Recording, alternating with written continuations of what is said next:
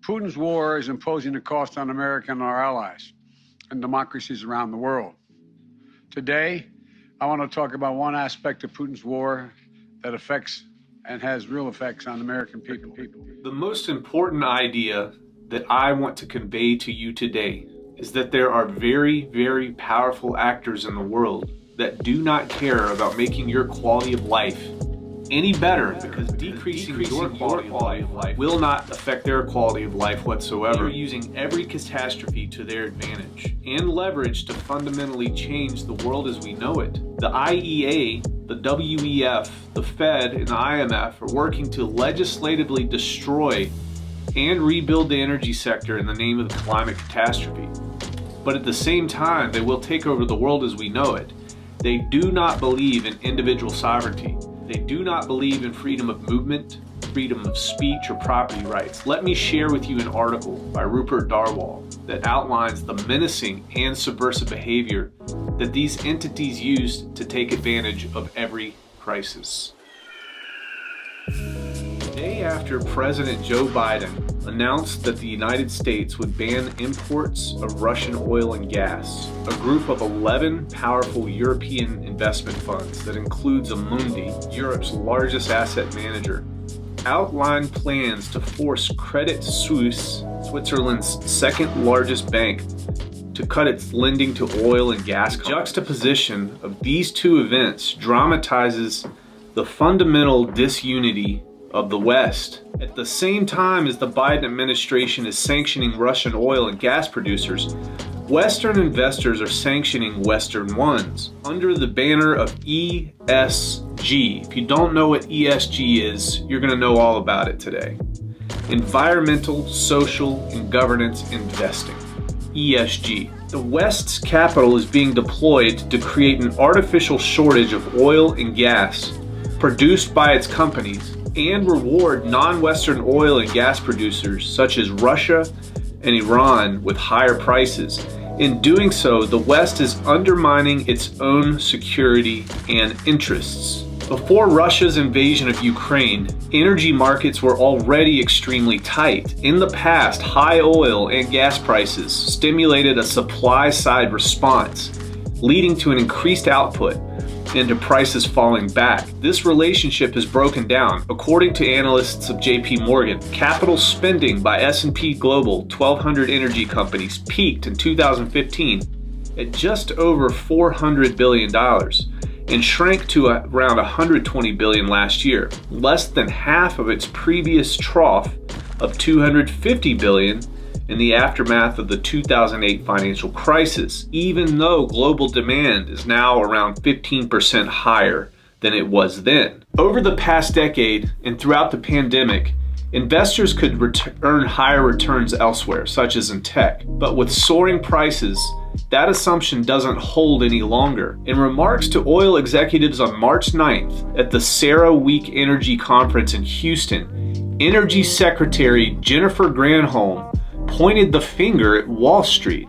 And I quote, "Your investors are demanding climate action," she told an audience filled with executives of energy firms. To ESG investors, climate action means deliberately starving oil and gas producers of capital for non-financial reasons, leading to underinvestment and rising prices. Granholm is being a lot more honest than Faith Birol, executive director of the International Energy Agency, the IEA. And I quote, "The current high energy prices are nothing to do with net zero." If you don't know what net zero is, net zero refers to net zero carbon emissions by 2050. It's an international push to have net zero carbon emissions. The current high energy prices are nothing to do with net zero. This is not a clean energy crisis or a renewable energy crisis. These claims are irresponsible and are being used to attack public support for the net zero transition. So on one hand, you have a very, very powerful government, the United States government, with the energy secretary, saying that people are demanding climate action, investors are demanding climate action. And on the other hand, you have the IEA, the executive director, saying that this has nothing to do with that. So what's the truth? Well, we all know that actions do speak louder than words. In fact, It's Bureau who's being irresponsible, the IEA executive director. He understands as well as anyone that the net zero transition involves ramping up investment in renewable energy and throttling investment in new oil, gas, and coal production down to zero. He knows this because in May of last year, the IEA released its net zero by 2050 roadmap for the energy sector, arguing for exactly this. The IEA's net zero scenario for 2050 relies heavily on ever cheaper wind and solar. Nuclear barely gets a look in, and the IEA magically solves the intermittency problem of wind and solar by not mentioning the word intermittency, not even once in the report's 224 pages. By ignoring the inherent limitations of weather-dependent electricity generation, the IEA gave its imprimatur to a green fantasy of near 100% renewable energy generation, with fossil fuels playing an insignificant role in keeping the electrical grid stable and the lights on. This fiction was necessary to justify the report's most quoted passage. As we can see in this article, you have 11 or 12 banks that are ganging up on one Swiss bank to ensure that this bank does not financially support any new fossil fuel companies. This is after the Biden administration extended sanctions against Russian oil and gas. Is this any semblance of capitalism? Is this authoritarianism and bullying at its highest levels? Are they trying to strangle the existing energy sector and using Russia to do so? What an incredible opportunity to move forward a climate change agenda. People at the top are certainly thankful for the Russian conflict. As the late Vladimir Lenin is quoted, there are decades when nothing happens, and there are weeks when decades happen. The past 2 years outline the relevance of this quote. We can choose to innovate, or we can choose to legislate. The problem with the legislation path is that it often leads to deterioration of individual rights and liberties. At this point in time, there is no more hiding the true intentions of the people that control the majority of the economic energy of the world. They are out in the open and they have shown their cards. They are brazen and they will deliver what their plans are moving forward. Listen to the following commentary by Lance Roberts, February 9th, 2022. Epic Times. Is the push by America's elite to save the planet from climate change actually just gaslighting Americans into socialism?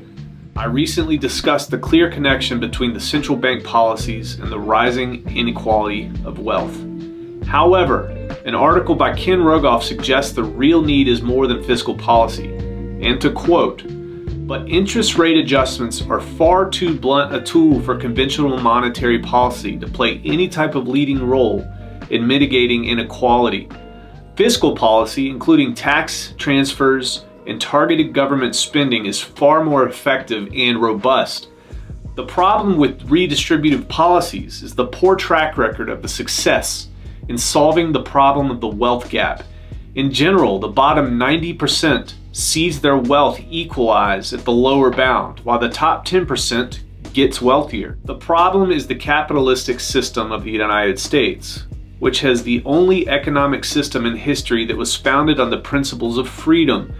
Those basic freedoms fostered an unmatched stretch of innovation and wealth creation never before witnessed. The problem for progressives is trying to put the genie back in the bottle in order to solve the climate change problem. The basic freedoms that created the wealth generation engine in the United States must be reversed. But how do you get everyone to agree to give up those freedoms and accept a lower economic standard of living? The math towards zero. Bill Gates provided a tech talk in 2010, which is very interesting when you start thinking about the consequences of actions. He gives a simple formula to understand how to solve the CO2 problem. CO2 equals P times S times E times C. If you want to reduce CO2 in the environment, simple math tells you the factors behind CO2 have to fall towards zero. So what are those 4 factors? Number 1, population. P equals population. S equals services people use on average. E equals energy per service provided. C equals CO2 per unit of energy. As Bill Gates states, the 23-minute mark, and I quote, "One of these numbers is going to have to get very near to zero. The biggest problem is population growth. The more the population grows, demand increases for every other unit, as Gates points out. If we do a really great job with new vaccines, healthcare, and reproductive health services, aka contraception and abortions, we can lower that by perhaps 15%. Now folks, how scary is that comment? How scary is that comment that he doesn't even think twice about saying that? Since the population can't go to zero, the next step is to reduce the services provided, such as where the shift from capitalism to socialism becomes a necessary requirement. In a recent article by Kelsey Piper suggests this may need to be the solution, and I quote, "Because wealthy societies are so focused on growing the economy, those gains have been immediately plowed back into the economy, producing more stuff for the same ecological footprint. Yes, but not actually shrinking the ecological footprint." Jason Hickel, an anthropologist at the London School of Economics, argues that this problem is unsolvable with our current framework. In a growth-oriented economy, efficiency improvements that help us reduce our impact are harnessed instead to advance the objectives of growth, pulling forward ever larger swaths of nature into circuits of extraction and production. It's not our technology it's the problem, it's the growth. So what's the solution? To abandon the lodestar of economic policy in nearly every country, which is to aim for economic growth over time, increasing the wealth per person and expanding the ability of their citizens to purchase things they want and need. Instead, Hickel argues rich countries should focus on getting emissions to zero, even if the result is a much contracted economy. He argues that the current levels of well-being could be maintained at 1/10 of Finland's current GDP, assuming that society also adopted wide-scale redistribution and socialist labor policies. Of course, they convince Americans that they must accept a lower standard of living, which requires convincing them of several things. One, the world is on the brink of disaster, so changes must be made now. Two, individuals must be willing to accept less in order to save the world, and they must feel guilty about their current position in life and be willing to sacrifice it. As noted above, while the population can indeed be reduced, there are also limits to that reduction. The rest must come through energy efficiencies and reduction of consumption and legislative power. Climate change is the message to facilitate that shift to slower economic growth. If you are the type of person that looked at people like me for decades and decades and laughed and rolled your eyes and called me crazy, it may be time for you to open your eyes and do your own research to see what's unfolding in front of your face, to see what the repercussions are going to be on your kids and your grandkids and yourself. The only reason these power grabs are ever successful based on history is because people like you kept hoping for the best, while people like them kept planning for the worst. It's time to wake up.